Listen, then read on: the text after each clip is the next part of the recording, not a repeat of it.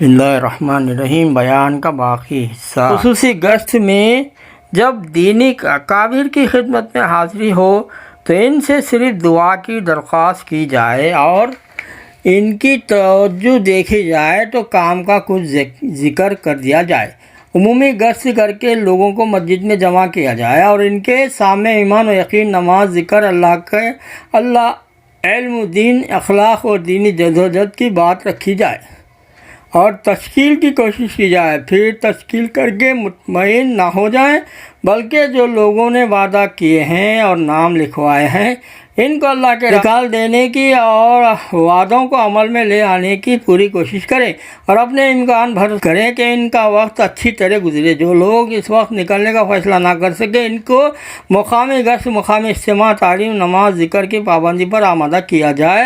ان کاموں کا نظام بنا دیا جائے۔ جب دعوت کے سلسلے کی ساری محنت کر چکے تو اس کسان کی طرح جو زمین میں بیج بکھر دیتا ہے اور پھر اللہ سے لو لگایا ہے، پورے الحاق کے ساتھ اللہ تعالیٰ سے دعا کریں۔ وہی مقلوب القلوب ہے، وہی جس کو چاہے ایمان اور ایمان والے اعمال دیتا ہے اور جس کے لیے نہیں چاہتا اس کو محروم رکھتا ہے۔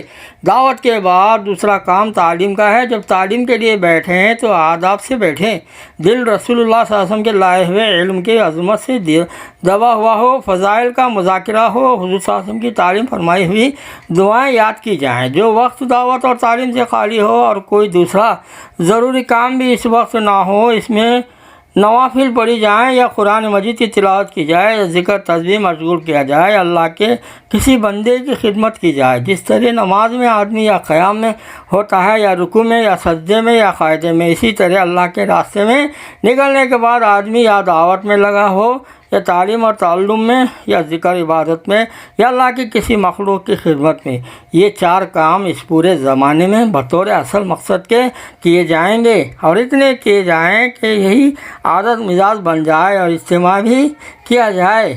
اور انفرادی اجتماعی سے مطلوب وہ ہے جو اس جماعتی نظام کے تحت ہو، جیسے خصوصی گشت۔ عمومی گشت میں دعوت اور جماعت کی تعلیم کے وقت میں تعلیم اور جماعت کے ساتھ فرض نمازیں اور ان کے آگے پیچھے کی سنتیں اور جماعتی تقسیم کار کے مطابق کھانا وغیرہ کے انتظامات کی دوڑ و دھوپ، یہ سب اعمال اجتماعی ہیں۔ انفرادی دعوت، انفرادی تعلیم، انفرادی عبادت، انفرادی خدمت وہ ہوگی جو جماعتی پروگرام کے علاوہ کوئی شخص اپنے اس خالی وقت میں کرے جس میں کوئی اجتماعی کام نہیں ہے۔ مثلا دوپہر کے کھانے کے بعد ظہر تک کوئی جماعتی کام، دعوت یا تعلیم وغیرہ نہیں ہے۔ ہر شخص کو اجازت ہے کہ وہ اس میں آرام کرے۔ اب اگر کوئی اللہ کا بندہ اپنے اس وقت میں آرام کرنے کے بجائے کسی شخص کے پاس جا کر دعوت ایمان کی باتیں کرے یا کسی اللہ کے بندے کو کوئی دعا یا یاد کرائے یا اس کی نماز صحیح کرائے یا مسجد کے کسی کونے میں کھڑا ہو کر نوافل پڑھنے لگے یا کسی ساتھی کی کوئی خدمت کرنے لگے تو یہ سب صورتیں انفرادی عمل کی ہوں گی۔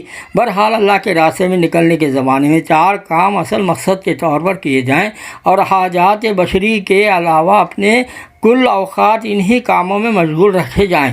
اس لیے ان کے ذریعے زندگی میں نور آئے گا اور پھر انشاءاللہ وہ نور متعدد ہوگا اور پھیلے گا۔ ان چار کاموں کے علاوہ چار ہی کام نہ کسی ضرورت کے طور پر کیے جائیں گے، صرف بقدر ضرورت ہی کیے جائیں گے۔ وہ چار کام یہ ہیں: کھانا پینا، قضاء حاجت، سونا، باہم بات چیت کرنا۔ یہ ناگزیر ضرورتیں ہیں، ان کو بس اتنا ہی وقت دیا جائے جتنا ضرورت اور ناگزیر ہو۔ سونے کے لیے دن رات میں بس 6 گھنٹے کافی ہیں۔ چار باتیں وہ ہیں جن سے پورا اہتمام کیے ساتھ کی بجا جائے، کسی سے سوال نہ کیا جائے بلکہ کسی کے سامنے اپنی کوئی ضرورت ظاہر بھی نہ کی جائے۔ یہ بھی ایک طرح کا سوال ہی ہے۔ اشراف سے بھی بچا جائے۔ اشراف یہ ہے کہ زبان سے تو سوال نہ کرے لیکن دل میں کسی بندے سے کچھ حاصل ہونے کی طمع ہو، کوئی بجائے زبان کے دل میں سوال ہو۔ اسراف سے بچا جائے۔ اسراف یعنی فضول خرچ ہر حال میں معیوب اور نقصان ہے، لیکن اللہ کے راستے میں نکلنے کے زمانے میں اس کے نتیجے اپنے حق میں بھی بہت برے ہوتے ہیں اور دوسرے ساتھیوں کے حق میں بھی۔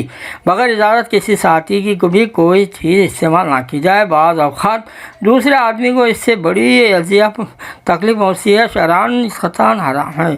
ہاں، اجازت لے کر استعمال کرنے میں کوئی مذائقہ نہیں، بس یہ ہیں ضروری باتیں جن کی پابندی اس راستے میں نکلنے والوں کے لیے ضروری ہے۔ آپ لوگوں کے 24 گھنٹے ان پابندیوں کے ساتھ گزارنے چاہیے۔ ان اعمال کی پوری پابندی کرتے ہوئے آپ اللہ کی زمین میں اور اللہ کی مخلوق میں پھریں اور اپنے لیے اور پوری امت مسلمہ کے لیے اور عام انسانوں کے لیے اللہ سے ہدایت مانگے۔ بس یہی آپ کا عمل اور آپ کا وظیفہ ہے۔ اگر آپ نے ایسا کیا تو اللہ تعالیٰ جو الرحم الرحمین ہے ہرگز محروم نہیں رکھے گا۔ اللہ عمل کی توفیق عطا فرمائے۔